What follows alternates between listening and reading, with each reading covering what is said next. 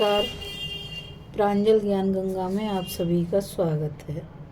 हम संक्षिप्त महाभारत का पाठ कर रहे हैं, जिसमें कि उद्योग पर्व चल रहा है। कल हमने कथा में उलूक का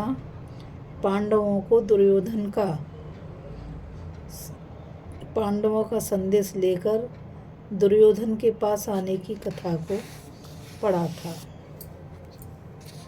अब हम दुर्योधन का भीष्म जी के मुख से अपनी सेना के रथी और अतिरथियों का विवरण सुनना की कथा को पढ़ेंगे। राजा धृतराष्ट्र ने पूछा, संजय, जब अर्जुन ने रणभूमि में भीष्म का वध करने के लिए प्रतिज्ञा की थी, तो मेरे मूर्ख पुत्र दुर्योधन आदि ने क्या किया? मुझे तो अब ऐसा जान पड़ता है मानो श्री कृष्ण के साथी अर्जुन ने संग्राम में हमारे काका भीष्म जी को मार ही डाला हो। इसके सिवा यह भी बताओ या सुनाओ कि महापराक्रमी भीष्म जी ने प्रधान सेनापति का पद पाकर फिर क्या किया? संजय कहने लगे, महाराज, सेनाध्यक्ष का पद पाकर शांतनु नंदन भीष्म जी ने दुर्योधन की प्रसन्नता बढ़ाते हुए कहा, मैं शक्तिपाणी भगवान स्वामी कार्तिकेय को नमस्कार कर आज तुम्हारा सेनापति बनता हूँ। अब इसमें तुम किसी प्रकार का संदेह न करना। मैं सेना संबंधी कार्यों और तरह तरह की व्यूहरचनाओं में कुशल हूँ। मुझे देवता, गंधर्व और मनुष्य तीनों ही की व्यूहरचना का ज्ञान है। अब तुम सब प्रकार की मानसिक चिंता छोड़ दो। मैं शास्त्रानुसार तुम्हारी सेना की यथोचित रक्षा करते हुए निष्कपट भाव से पांडवों के साथ युद्ध करूंगा। दुर्योधन ने कहा, पितामह, भय तो मुझे देवता और असुरों से युद्ध करने में भी नहीं लगता। फिर जब आप सेनापति हों और पुरुष श्री आचार्य द्रोण हमारी रक्षा के लिए खड़े हों, तब तो क्या कहना। आप अपने और विपक्षियों के सभी रथी और अतिरथियों को अच्छी तरह जानते हैं। अतः मैं और ये सब राजा लोग आपके मुख से उनकी संख्या सुनना चाहते हैं। भीष्म जी ने कहा, राजन, तुम्हारी सेना में जितने रथी और महारथी हैं, उनका विवरण सुनो। तुम्हारे पक्ष में करोड़ों और अरबों रथी हैं। उनमें जो प्रधान हैं, उनके नाम सुनो। सबसे पहले तो दुशासन आदि अपने 100 भाइयों के सहित तुम ही बहुत बड़े रथी हो। तुम सभी छेदन भेद में कुशल और गदा, प्राश तथा ढाल तलवार के युद्ध में पारंगत हो। मैं तुम्हारा प्रधान सेनापति हूँ। मेरी कोई बात तुमसे छिपी नहीं है। अपने मुंह में अपने गुणों का वर्णन करूं, यह मैं उचित नहीं समझता। शस्त्रधारियों में श्रेष्ठ कृतवर्मा भी तुम्हारी सेना में एक अतिरथी है। महान धनुर्धर मद्रराज शल्य को भी मैं अतिरथी मानता हूँ। ये अपने भांजे नकुल और सहदेव को छोड़कर शेष सब पांडवों से युद्ध करेंगे। रथ यूथपतियों के अधिपति भूरिश्रवा भी शत्रुओं की सेना का बड़ा भीषण संहार करेंगे। सिंधुराज जयद्रथ को मैं 2 रथियों के बराबर समझता हूँ। मैं अपने दुस्तजय प्राणों की भी बाजी लगाकर पांडवों के साथ संग्राम करेंगे। काम्बोज नरेश सुदक्षिण एक रथी के बराबर हैं। माहिष्मतिपुरी का राजा नील भी रथी ही कहा जा सकता है। इसका पहले से ही सहदेव से बैर बंधा हुआ है, इसलिए तुम्हारे लिए पांडवों के साथ बराबर युद्ध करता रहेगा। अवंती नरेश बिंद और अनुबिंद बड़े अच्छे रथी माने जाते हैं। ये दोनों युद्ध के प्रेमी हैं, इसलिए ये शत्रु सेना में खेलसा करते हुए काल के समान विचरेंगे। मेरे विचार से त्रिगर्त देश के 5 भाई भी बहुत अच्छे रथी हैं। उनमें भी सत्यरथ प्रधान है। तुम्हारा पुत्र लक्ष्मण और दुशासन का लड़का, ये दोनों यद्यपि तरुण अवस्था के और सुकुमार हैं, तो भी मैं इन्हें अच्छा रथी समझता हूँ। राजा दंडधार भी एक रथी हैं। अपनी सेना के साथ वह भी संग्राम में अच्छा हाथ दिखावेंगे। मेरे विचार से बृहदबल और कौशल्य भी अच्छे रथी हैं। कृपाचार्य तो रथ यूथपतियों के अध्यक्ष हैं ही। वे अपने प्यारे प्राणों की भी बाजी लगाकर तुम्हारे शत्रुओं का संहार करेंगे। ये साक्षात स्वामी कार्तिकेय के समान अजय हैं। तुम्हारे मामा शकुनी भी एक रथी हैं। इन्होंने पांडवों से बैर ठाना है, इसलिए निस्संदेह उनसे घोर युद्ध करेंगे। द्रोणाचार्य के पुत्र अश्वत्थामा तो बहुत बड़े महारथी हैं, किंतु इन्हें अपने प्राण बहुत प्यारे हैं। यदि इनमें यह दोष न होता तो इनके समान योद्धा दोनों पक्ष की सेनाओं में कोई नहीं था। इनके पिता द्रोणाचार्य तो बूढ़े होने पर भी जवानों से अच्छे हैं। वे संग्राम में बहुत बड़ा काम करेंगे, इसमें मुझे संदेह नहीं है। किंतु अर्जुन पर इनका बड़ा स्नेह है, इसलिए अपने आचार्यत्व की ओर देखकर ये उसे कभी ही नहीं मानेंगे, क्योंकि उसे तो ये अपने पुत्र से भी बढ़कर समझते हैं।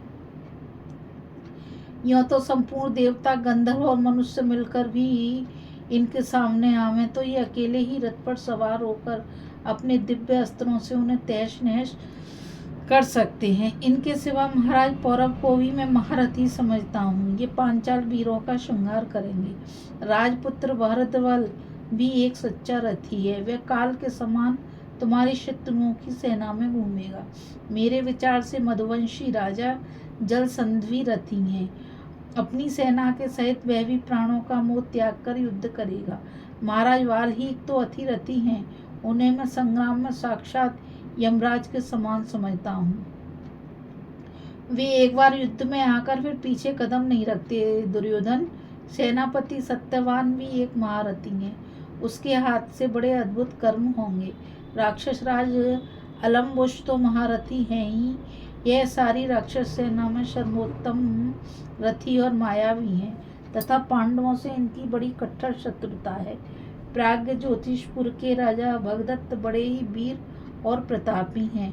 ये हाथी पर चढ़कर युद्ध करने वालों में सर्वश्रेष्ठ हैं और रथ युद्ध में भी कुशल हैं। इनके सिवा गांधारी में श्रेष्ठ अचल और वृषक, ये दो भाई भी अच्छे रथी हैं। सॉरी, गांधारी नहीं, गांधारों में। ये दोनों मिलकर शत्रुओं का संहार करेंगे। यह कर्ण जो तुम्हारा प्यारा मित्र, सलाहकार और नेता है तथा तुम्हें सर्वदा ही पांडवों से झगड़ा करने के लिए उभारा करता है, बड़ा ही अभिमानी, बकवादी और नीच प्रकृति का है। यह ना तो रथी है और ना अतिरथी ही है। मैं इसे अर्धरथी समझता हूँ। यह यदि एक बार अर्जुन के सामने चला गया तो उसके हाथ से जीता बचकर नहीं लौटेगा।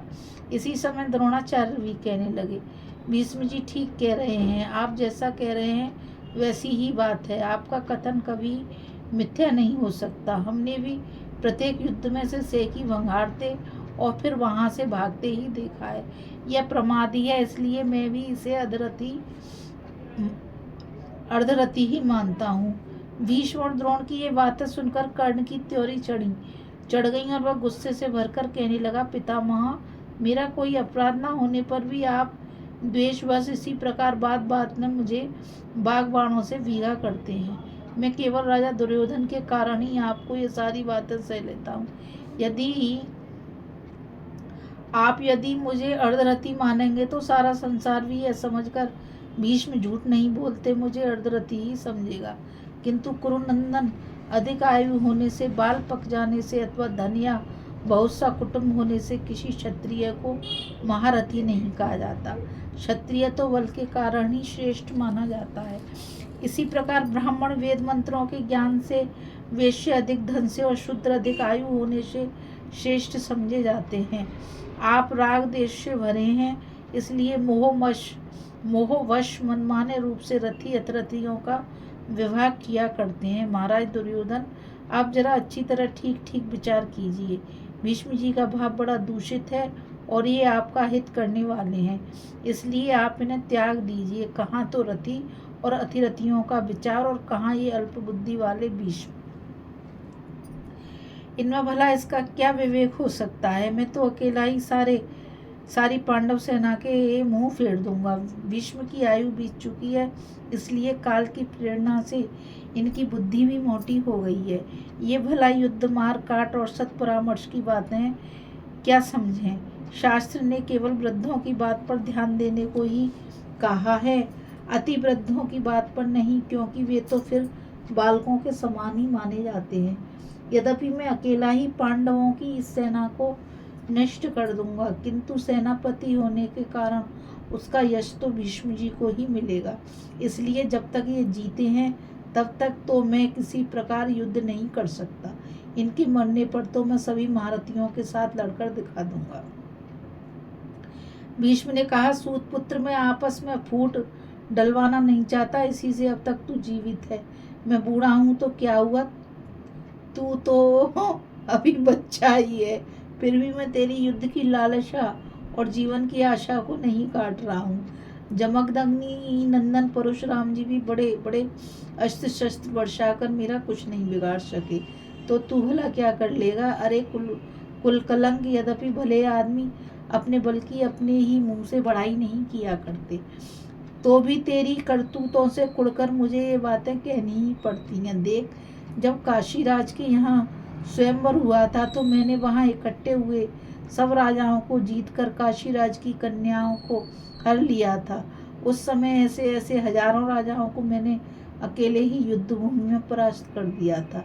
यह विवाद होता देखकर राजा दुर्योधन ने भीष्म जी से कहा, पितामह, आप मेरी ओर देखिए, आपके सिर पर बड़ा भारी काम आ पड़ा है।